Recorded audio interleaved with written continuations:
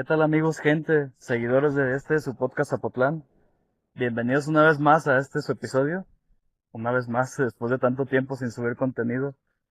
Hoy estamos grabando desde la hacienda abandonada de Cofradía, que es la que tenemos aquí a nuestras espaldas, pero no es de este lugar del que vengo a hablarles. Hoy les voy a platicar una bonita, una triste y una impresionante historia de nuestra ciudad Guzmán, Jalisco. Así que los dejo con estas tomas y vamos con la historia.